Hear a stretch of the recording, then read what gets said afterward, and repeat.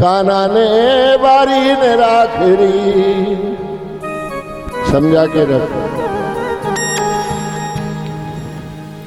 यशोदा ने कहा मेरा लड़का तो घर में सोया, झुटेली हो तुम यहाँ आ गई हो। तो उन्होंने कहा देख ले, जबकि अपन ने पकड़ के लाया। हाँ हाथ में है कि हाँ है। एक गोपी ने है जो कन्हैया का हाथ पकड़ रखा था, ऊपर से कमली उड़ा रखी थी। अरे आज तो यशोदा तेरे छोरे को हमने पकड़ के लाए हैं। अरे वो झुटेली हो, मेरा लड़का तो है जो अंदर सोया हुआ है और तुम कह रही पकड़ के लाए। अच्छा पकड़ के लाए तो बता। दूसरे ने कहा बता बता सच में क्या आज? उठा कम्बल उठा। जो महाराज कम्बल उठाई तो जिस गोपी ने पकड़ा था नहीं हाथ, उसी का पति उसके हाथ में था।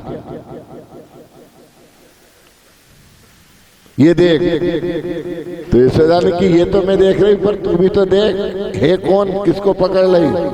जो देखा था उसके ही पति हाथ छोड़ दिया और गोपियों ने ले करके आई था वो गुजर। दाढ़ी उसकी बड़ी बड़ी मूछ करे फर फर। ऐसी फर फर मूछ करने वाला वही गुजर को पकड़ कर ले आई। हाथ छोड़ा। बोले तुम कहां से आ गए? बोले तू नहीं तो पकड़ के लेकर के आई। बहुत सुंदर बात है साहब। ललिता नाम की वो गुजरी थी। एक रोज ललिता गुजरी ने भगवान कन्हैया जा रहे थे। महाराज रुको रुको रुको, मैंने आपको पकड़ करके ले गई और वहां जाके तुमने किस समय मेरे पति का हाथ दिलवा दिया, हाथ में पकड़ दिया, ये बात बताओ।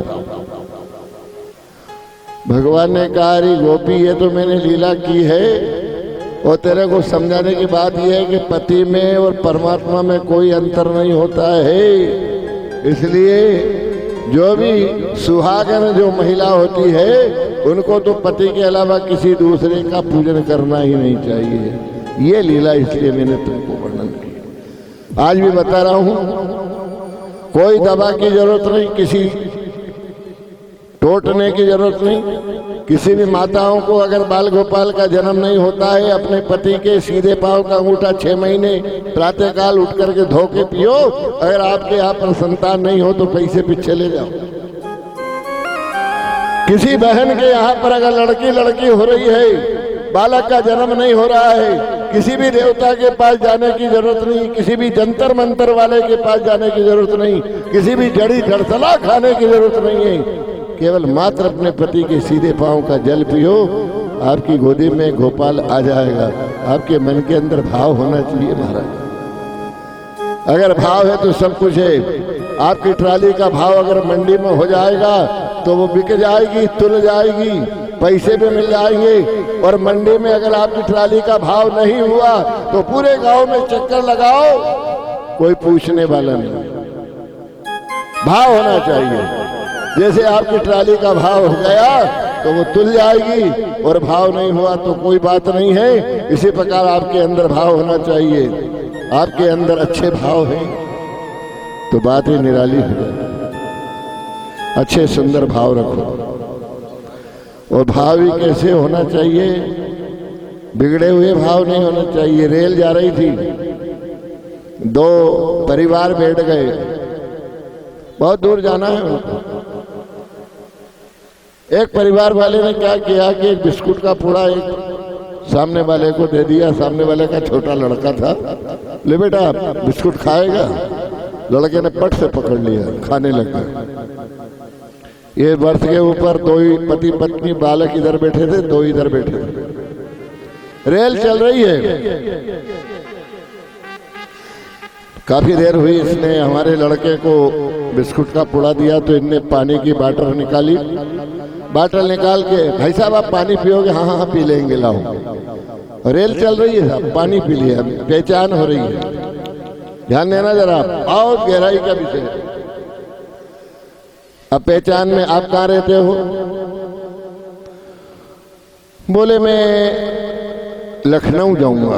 आप? बोले मैं मथुरा उतरूंगा। दोनों में लखनऊ और मथुरा का ये उनका उतरने का स्टैंड। ओके, भोपाल जैसे स्टेशन से बैठ गए थे, चलते चलते बात करते हुए अच्छी बात चली। कहीं पर चाय आती है वो चाय पिला देता है, दूसरा कभी है जो फलार करवा देता है, अच्छी बात है। जब मथुरा करीब आने लगी, मथुरा स्टेशन, एक सज्जन बोलने लगे, भैया अब हमारा स्टेशन 10-20 मिनट के बाद आ जाएगा, हम उतर जाएंगे, कभी आप लखनऊ आओ तो हमारे यहाँ जरूर आना।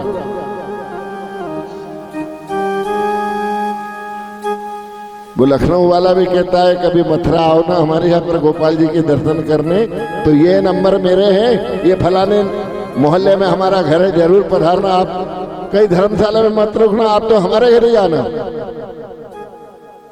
सब ऐसा परिचय हो रहा है कि बस पूछो मत। मथुरा आई, रेल रुकी, मथुरा का यात्री उतर गया, भाई साहब जरूर आना, भाई साहब जरूर आना, भाई साहब जरूर आना, दोनों कर रहे हैं। बढ़ गया नहीं प्रेम कि नहीं बढ़ा? प्रेम बढ़ गया। जरूर आना, जरूर मिलेंगे, जरूर आएंगे। वो चला गया, वो बैठ गया। आपके घर की बात आ गई है, ये तो दूसरे की घर की बात है, अपने घर की बात करें। ये बाइयां सवेरे से उठती है, झाड़ू लगाती है, चाय बनाती है, फिर कपड़े धोती है, गर्म पानी रखती है, चोखा लगाती है, झाड़ू भुआला करती है, भैंस अगर है तो उसका गोबर भी फेंकती है, सारा काम करती है। आदमी को देखो, आदमी सवेरे उठता है, खेत में जाता है, परसूट दबा देता है या कीटनाशक दबा देता है, खुद जाती है तो नस लगन जाता है, फिर लाता है, फिर देता है, काम करता है। दोनों बराबर के काम चल रहे, कमी किसी बात की नहीं है। आदमी भी काम कर रहा है, महिला भी काम कर रही है, बाइयां भी खूब काम करती है, रोटी बनाती है, इधर ये भी कमा कमा करके लाता है। आज एक काम करना, खली का बोरा ले आना, तो कहीं बाहर नहीं मिले तो कंधा भी लेकर के आ रहा है। अब इतनी मेहनत करने के बाद दोनों पति पत्नी घर में रह रहे हैं। ध्यान देना साहब, अब वो लोग 2 या 3 घंटे रुके, उनने कहा हो रहा ना साहब, हो रहा ना साहब। आप लोगों ने भी कभी अपनी पत्नी से कहा कि हे भगवान ये पत्नी हमको देना? ईमानदारी से बताना, कितने साल से रह रहे हो? अरे कोई का ब्याह 50 साल होगा, कोई 20-20 साल हो गया। कभी भगवान से प्रार्थना की कि हे भगवान हमको ये पत्नी और अगले साल अगला जन्म हो ना तब यही मिले? बोला आप लोगों में से कोई नहीं? अगर बोलते हैं तो ऊंचा हाथ करना। नहीं बोला, सेवा कर रही है आपकी। कभी भाइयों ने आपने बोला है कि यही पति हमको मिले? सब घरेल यहाँ तक, कई लोग तो गले गले तक ढापे हुए हैं।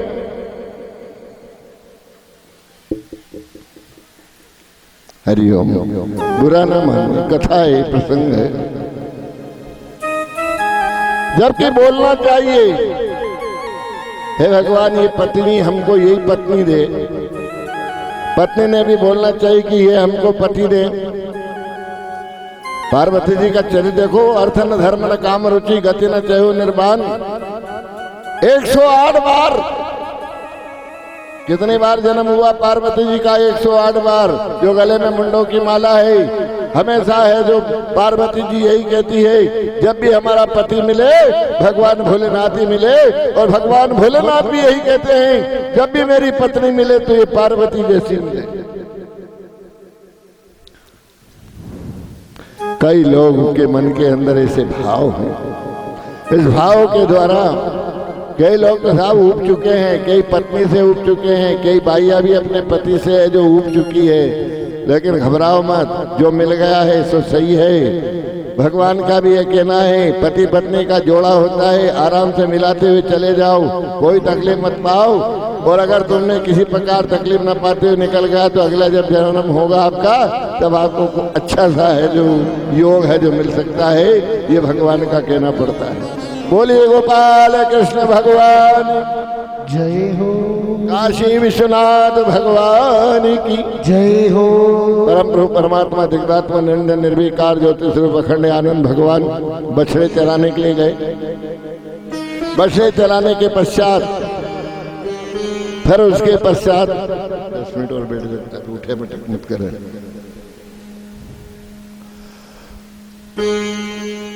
एक रोज ब्रह्मा जी ने सारे बछड़े को और गोप वालों को उठा ले गए। 12 महीने तक रखी, लेकिन भगवान ने वैसे के वैसे बछड़े और वैसे गोप ग्वाल बना दिए, कोई अंतर नहीं। ब्रह्मा जी ने सोचा कि यार मैंने इतने आदमी बनाए लेकिन डबल से एक को नहीं बना पाया, और ये कृष्ण भगवान ने डबल वैसे के वैसे ही बना दिए। आखिर को भगवान के पास ही ब्रह्मा जी आए, प्रभु मेरे से आपका बड़ा अपकार हो गया, मैं आपका कौन सा उपकार कर दूं ताकि ये प्रायश्चित हो गया, मैंने आपका अपमान कर दिया। देखिए श्रीमद् भागवत कथा में तो ये कथा नहीं है, लेकिन गर्ग संहिता में है। यहाँ पर ब्रह्मा जी से भगवान ने कहा कि अभी राधा जी आने वाली है, तो राधा जी का और मेरा विवाह करवा दो। श्रीमद् भागवत की कथा में नहीं है। किसी भी ब्राह्मण देवता को उल्जा मत देना है कि वहाँ पे बननागर में हम कथा सुने, वहाँ पर राधा और कृष्ण का भगवान का ब्याह हुआ। ये कथा गर्ग पुराण में है, भागवत पुराण में नहीं है। भागवत पुराण में कहते, लेकिन क्यों नहीं कहते हैं, अगर सुखदेव जी महाराज राधा जी का नाम ले ले तो उनको समाधि लग जाती है। इसलिए जहां जहां पर भी होता है वहां पर एक सखी इत्यादि बोल करके निकल गए। पूरी भागवत में राधा नाम ही नहीं है। 10वें स्कंद में 56वें अध्याय में राधा ही तो कृष्णो गोविंदो विवर्जना, बस केवल इतना शब्द आता है, बाकी पूरी भागवत में राधा नाम नहीं है। और वो एक सखी इत्यादि करते हुए निकल गए। भगवान कृष्ण भगवान का यही सुंदर भाव है। आप लोगों ने कभी सुना होगा कि भगवान कृष्ण की कितनी पत्नी थी? विद्वान लोग कहते हैं 16,108, ठीक है ना?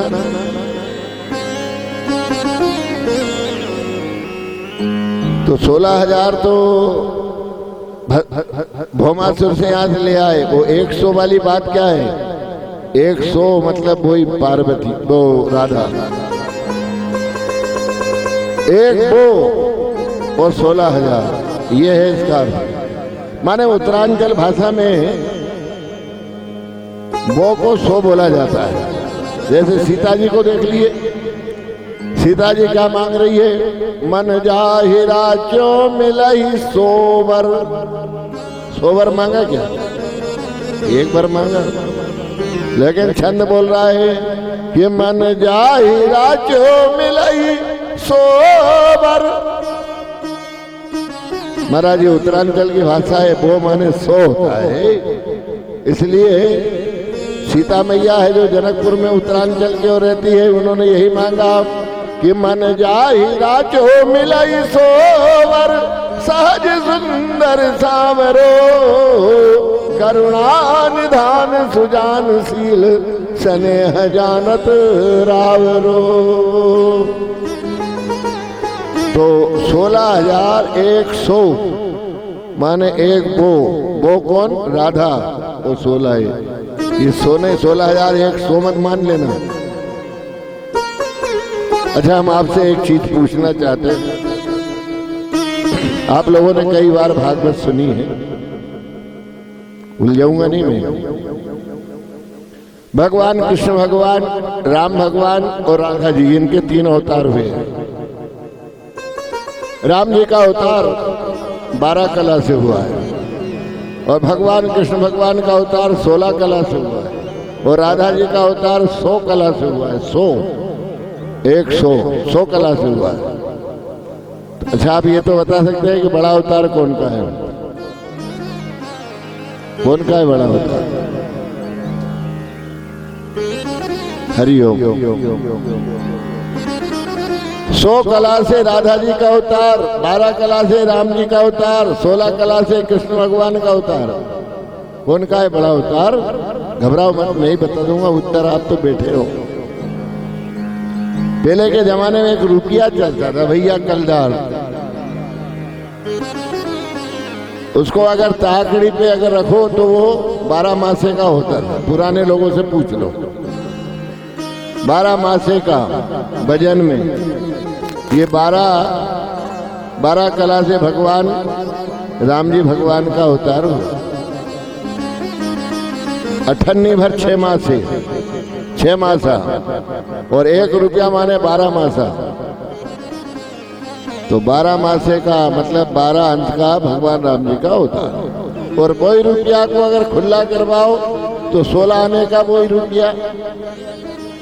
1 रुपया के कितने आने आते हैं? 16 आने। 1 रुपया का 16 आना अगर ताकड़ी पे धरो तो 12 मासे।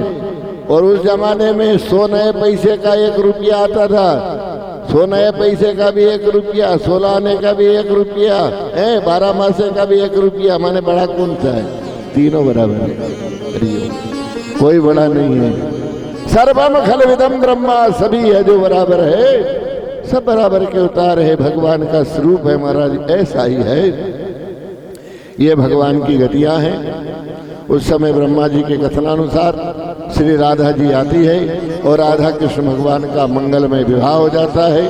उसके बाद भगवान कृष्ण भगवान ने और लीलाएं की। अगासुर को मारा, बकासुर को मारा। एक बार भगवान कृष्ण भगवान ने माँ से कहा, माँ अब जीवन भर हो गया बाबा को गाय चराते, अब हम गाय चराएंगे, बाबा घर रहेंगे। देखिए बेटा वही होता है जो बाप से काम छोड़ा लेता है, और नहीं तो आजकल के बेटे जो होते हैं बाप काम किया करे, लड़के लोग हैं जो फोन देख रहे हैं। फोन एक ऐसी बीमारी हो गई है, जो लोग बिजी हैं, कोई फुर्सत ही नहीं है। दोनों अगर दिरानी जिठानी बैठी है तो बात नहीं करेंगे, वो अलग वो बैठी है, ये अलग बैठा है। कहीं पर रिश्तेदारी में जाओ तो वो अलग फोन लेके वो बैठ गए, अरे तुम यही हो, जरा 10-20 मिनट तो बात कर लो। वो उसके फोन में घुसा है, ये इसके फोन में। महाराज इतने बिजी हो रहे हैं कि बस पूछो मत। उनको ये नहीं मालूम कि हमारी मेमोरी खराब हो सकती है। जब बताओ ये 1-2 साल का फोन खराब हो सकता है, तो ये आपका ये है ना, ये माइंड तो 50-50 साल का होगा, ये नहीं खराब हो जाए, जरा ध्यान रखो। इतने भी उसके अंदर मत घुसो। लेकिन लोग नहीं मान रहे, करते, कोई ध्यान नहीं दिया जा रहा है। आजकल तो जवान लड़कियों को भी है जो फोन दे दिया गया। मैं आप लोगों से मेरा निवेदन है, लड़कियों को फोन नहीं देना चाहिए।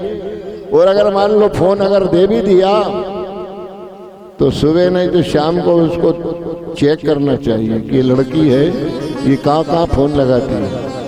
तो हमारा घर आदत है, लड़की छत पर चढ़कर 2-2 घंटे बात कर रही है, तो जरा आपको ये तो ध्यान रखना चाहिए कि लड़की 2 घंटे कहाँ बात कर रही है, उसका फोन देना, बेटा तूने कहाँ फोन लगाया।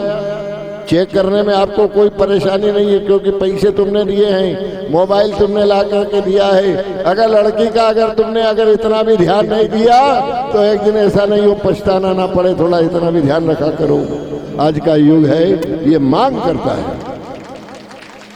इस मांग को आप जरूर है जो ध्यान दिया करें। लड़की को मोबाइल देने में कोई नुकसान नहीं, दे दीजिए, लेकिन लड़की का मोबाइल को चेक करना आपको बहुत जरूरी है। अगर आप चेक करते रहोगे तो बहुत अच्छी बात है, संभाल के रखना चाहिए। आपके घर पर फसल है, डालर चना है, मूंग है, अगर उसको गेहूं है, अगर आपने टंकी में जरूर भर दिया है, उसको अदब से रख दिया, लेकिन अगर चेक नहीं किया, उसके अंदर अगर गोली दवाई वगैरह नहीं डाली तो क्या होगा, विचार करो। ये पर्दे वाली चीज है, इन्हें आप संभालते हुए जीवन में है जो काम आएगी, आपको ये ध्यान रखें। हो सके कभी आप लोगों का मिलना जुलना हमारा हुआ ना हुआ, लेकिन ये आवश्यक चीजें हैं, इनको जरूर ध्यान रखा करें आप लोग।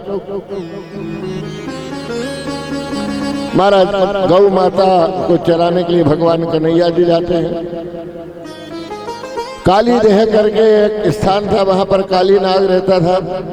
भगवान ने उसका मर्दन करने के लिए गेंद बुलाई, तिरछा गड़ा मारा, गेंद जमुना में पहुंची। वहां पर काली नाग था। लड़कों ने कहा हमारी वही गेंद ला के दो, तो भगवान कूद गए। लोगों ने देखा तो अरे ये स्थान तो ऐसा है कि यहाँ पर तो गिरने वाला वापस नहीं निकलता है। नंद बाबा यशोदा मैया भी आ गए, सब लोग वहाँ किनारे पर खड़े हैं, लेकिन गोपाल का कोई पता नहीं है। महाराज गोपाल जी अंदर गए वहां पर काली देह की 2 पत्नियां थी। काली नाग की उसका मर्दन किया नथ करके, और भगवान है जो वापस आ गए। ये कथा आप लोग है जो सुनते हैं। अब आप लोगों ने तो ये सोचा कि महाराज काली देह की कथा केदे है, और अपन ने ये कान में सुन ली। ध्यान दो आप लोग। अरे कथा तो आप लोग सुनते हैं, लेकिन उसका ध्यान आकर्षण करके बोलो क्या है ये काली देह की कथा है। 5 फन वाला वो जो काली नाग रहता है, ये शरीर भी है ना, ये क्षिति जल पावक गगन समीरा, ये 5 तत्व का ये शरीर है। ज्ञान और बुद्धि, आत्मा और बुद्धि, ये 2 पत्नी हैं। ये नाग की पत्नी भी एक ही है। हमने झूठ बोलकर कपट करके ये देह को हमने काली कर रखी। ये काली देह है, वो काली देह नहीं है, ये काली देह है। ये जमुना की काली देह पास मत जाओ। आप तो अपनी काली देह को देखो कि हमने भी हमारी देह को कितनी काली कर रखी है, कितनी बार झूठ बोला है, कितने पाप किए हैं, कितने उल्टे काम किए हैं। जरा विचार अपने आप में कर लो कि हमारी देह को उज्जवल बना रखी है क्या? ये काली देह, इस काली देह को साफ करोगे। जैसे कि आपने देखा, विचार करना, आपके खेत में से पानी बहता बहता बहता बहता रेले में आता है, और रेले का पानी नाले में जाता है, और नाले का पानी निकलकर खाल में जाता है, और खाल का पानी है जो नदी में चला जाता है। बारीक रेत, बारीक बारीक, फिर वहां जाकर फिर और काली रेत, फिर और काली रेत। नदी में कितना ढेर लग जाता है वो काली रेत। वो काली रेत जब बहती बहती जब नर्मदा जी में जाए, ढूंढ लेना वहां तगारी खान भी, अगर आपको काली रेत मिल जाए तो। नर्मदा जी में सारी नदियों का पानी नर्मदा जी में जाता है। सज्जनों, ये रेत केवल पानी में बहती बहती आती है, तो क्या कभी नर्मदा जी में ये नदियों का पानी नहीं जाता है क्या? तो क्या रेत बह के नहीं गई होगी? ध्यान दो आप लोग। क्या कभी रेत बह के नहीं गई होगी? वो काली रेत जब नर्मदा जी में जाती है, प्यारे तुमको आज कलयुग का चमत्कार बतला रहे हैं हम आपको। ये तमाम काली रेत जितनी भी जाती है, नर्मदा जी के किनार के पास जैसे टच किया तो काली रेत सबकी सब सफेद हो जाती है। नर्मदा जी के किनारे आपको एक तगारी रेत, काली रेत अगर ढूंढ लो तो फिर हम आपको बता। तो ये धार्मिक कार्यों में ऐसा ही रहता है। हमारी जो काली देह होती है, ऐसे भगवान के सामने, इन कथाओं के सामने ले जा करके अगर पटक दो इस देह को, तो आपके अंदर की जो काली देह है वो धोली देह हो जाती है। इसीलिए तो आप दूर दराज से यहाँ पर कथा सुनने के लिए लोग आते हैं कि हे परमात्मा, हमारी इस काली देह को शुद्ध देह बना दे। तभी तो आप लोग कथा के अंदर आते हो, कथा का माध्यम सुनते हो।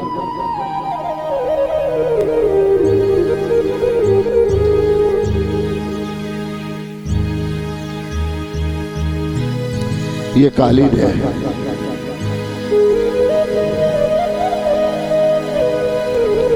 इस देह के अंदर भगवान का कहना, अगर एक बार भी अगर उतार दो। कल एक गुड़िया ने एक भजन गाया था बड़ा अच्छा, टेढ़ा तेरा मुकुट, टेढ़ी तेरी चाल, तो टेढ़ी तेरी नकियां। ये टेढ़ा क्या है? एक टेढ़ा आइटम आपने भी देखा होगा कभी कभार। पहले, आजकल तो हैंडपंप से पानी निकालते, पहले कुआं से निकालते थे।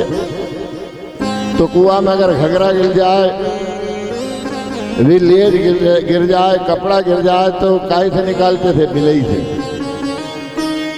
अब वो सीधे थे क्या? 7 तिरछे बांके। ऐसे ही कृष्ण भगवान का देखो आप, यूं करके यूं यूं, ऐसे अक्षर है, सब टेढ़ा काम है। कृष्ण भगवान की टेढ़ी चाल, टेढ़ा मुकुट। तो भगवान कृष्ण जैसे अपन बिलई को डालें तो कुएं में से घगरा निकाल दे, क्योंकि टेढ़े हैं उनके पंख। बिलई को अगर मान लो कुएं में डालो तो कपड़ा निकाल दे, बिलई को कुएं में डालो तो कचरा निकाल दे, घगरा निकाल दे। इसी प्रकार अगर एक बार भी अगर कोई भी मनुष्य भगवान कृष्ण का नाम अपने घट के अंदर अगर डाल ले तो भगवान कृष्ण उसके सारे पाप बाहर निकाल करके फेंक देता है। जैसे बिलाई कुएं के अंदर का सारा सामान हिड़कर बाहर फेंक देती है, ऐसे कृष्ण भगवान जी उसके अंदर का पाप है जो बाहर निकाल कर फेंक देता है। तेरी रे नजरिया, तेरी रे नजरिया, हो तू टेढ़ो, तेरी टेढ़ी रे नजरिया, तू टेढ़ो, तेरी टेढ़ी रे नजरिया, हो तू टेढ़ो, तेरी टेढ़ी रे नजरिया, तेरी तेरी रे नजरिया, तेरी रे नजरिया, तेरी रे नजरिया, तेरी रे नजरिया, तेरी रे नजरिया, तू टेढ़ो, तेरी तेरी रे नजरिया, तू टेढ़ो, तेरी तेरी रे नजरिया।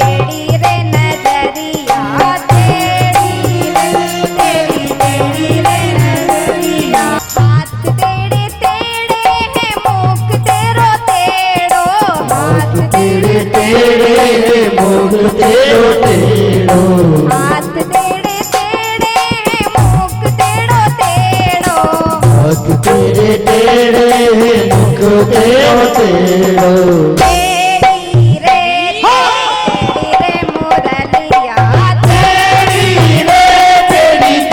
रे मुरलिया, तेरा तेरी रे नजरिया, वो तू तेरा तेरी रे नजरिया।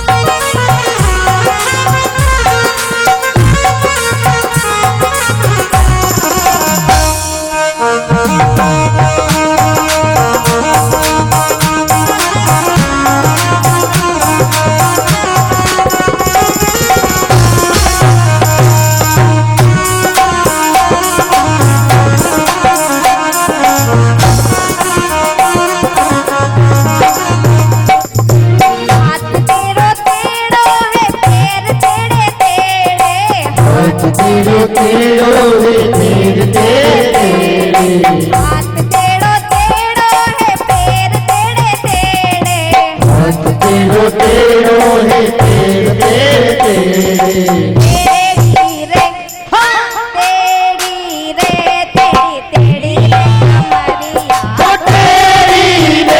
तेरी रे कमरिया।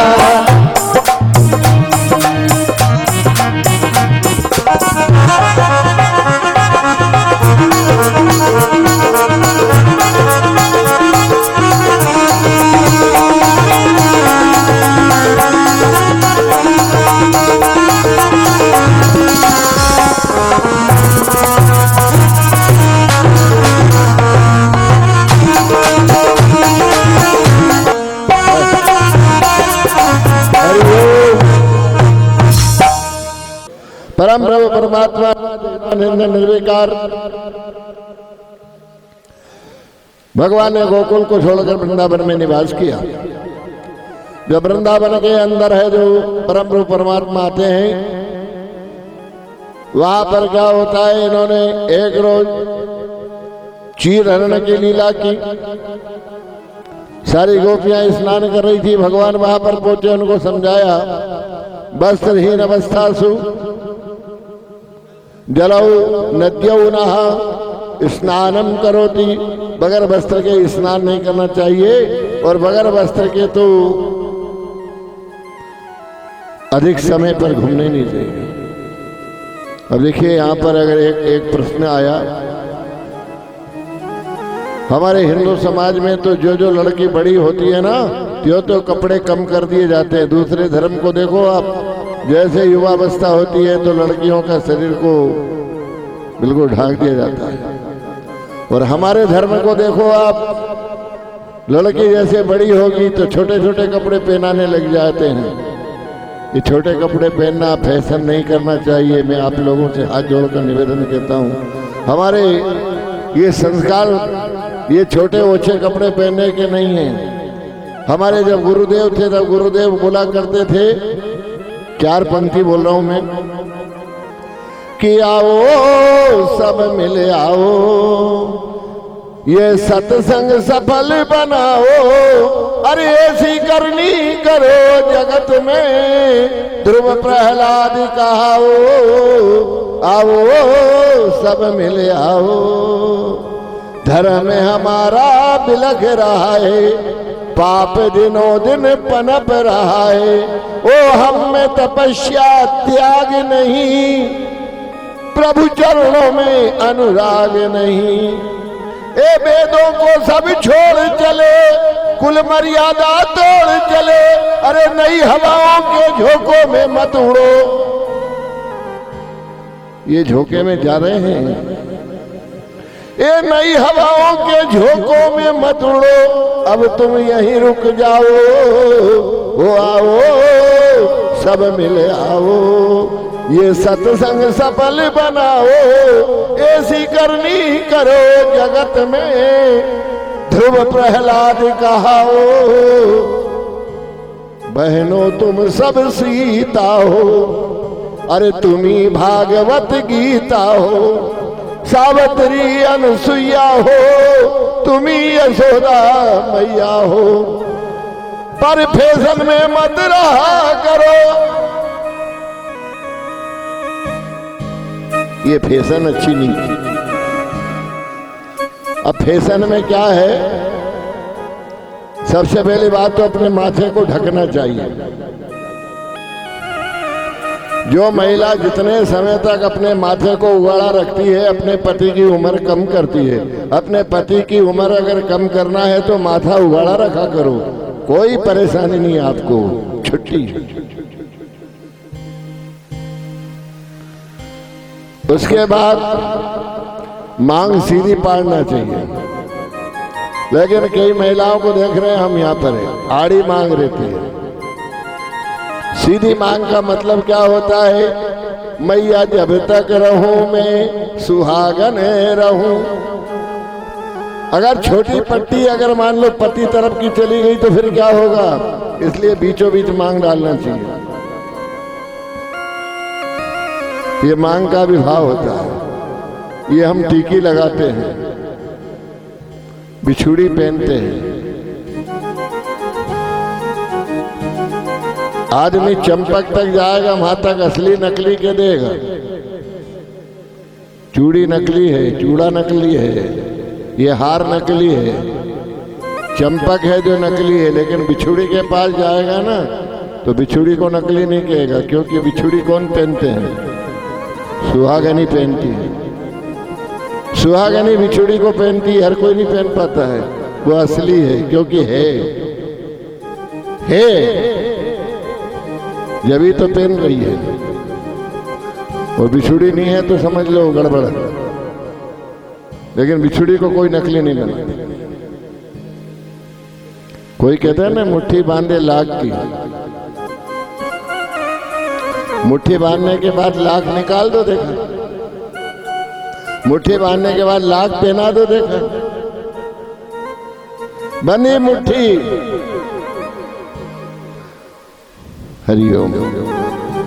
ये सारी चीजों का अनुभव करते रहे। एक बात और बता दूं, चलते चलते कभी आप स्नान करने जाओ तो ये अपना श्रृंगार है ना, ये टीकी का ये श्रृंगार, आजकल टीकी का श्रृंगार कहाँ लगाते हैं? सपड़ने की दीवार में खोस दे, निकालिए।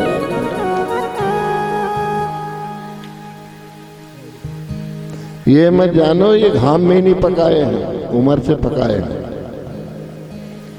उस टीके का सम्मान करना चाहिए, उस सुहाग का सम्मान करना चाहिए। वो आपका सुहाग है, हर कहीं नहीं डालना चाहिए, उसको व्यवस्थित रखना चाहिए, ये आपका दायित्व बनता है। और वैसे तो कहा जाता है कि अपना सुहाग उतारना ही नहीं चाहिए।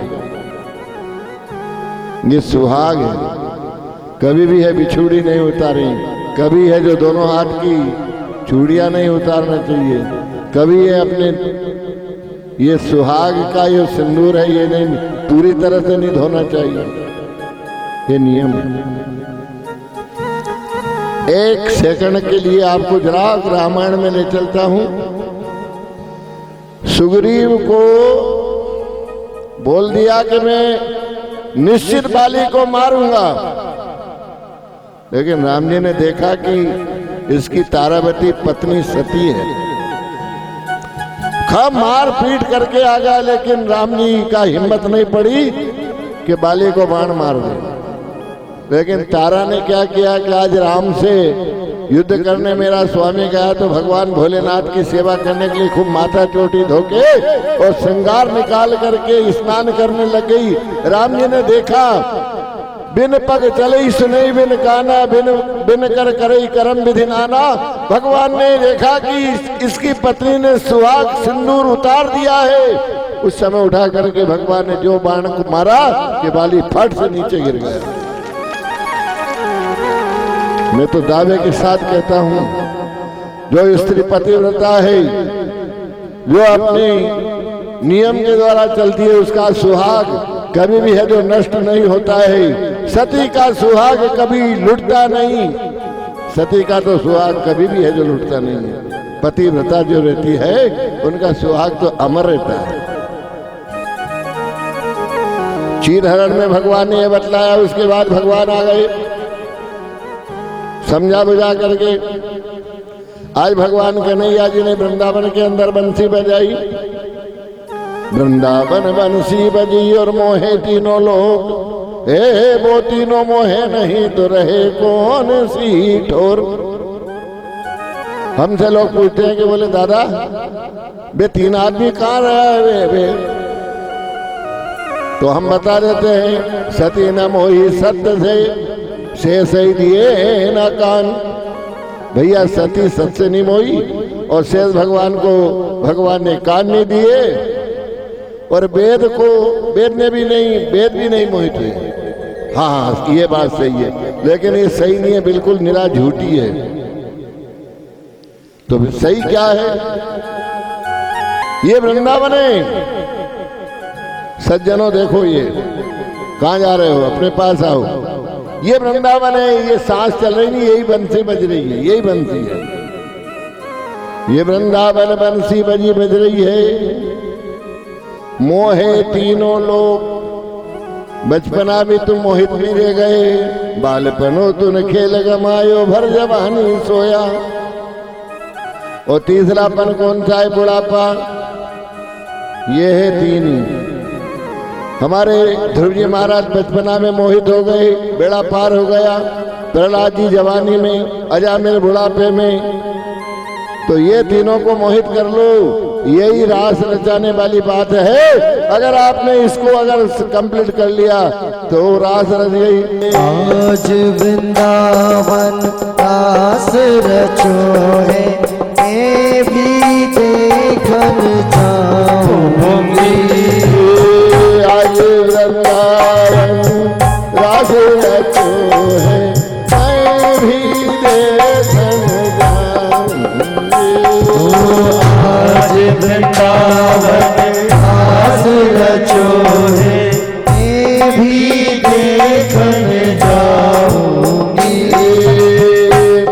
नंद जी का कुंवर कन्हैया उन संग रास रचाऊं।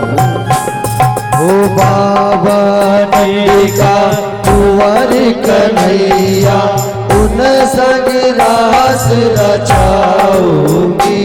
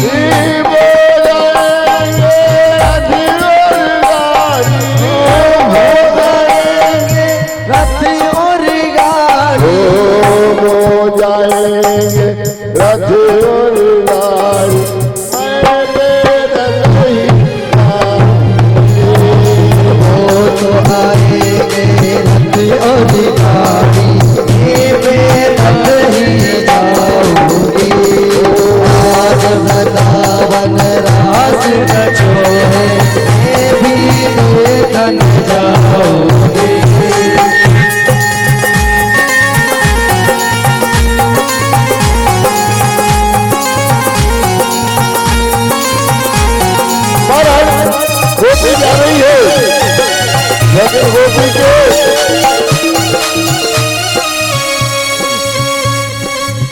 के मन में क्या छलक रहा है? नंद लालो छल के अखियन में, नंद लालो छल के अखियन में, गोपालो छल के रे अखियन में, गोपालो छल के अखियन में, नंद लालो छल के रे अखियन में, नंद लालो छल के रे अखियन में, गोपालो छल के अखियन में, गोपालो छल के अखियन में।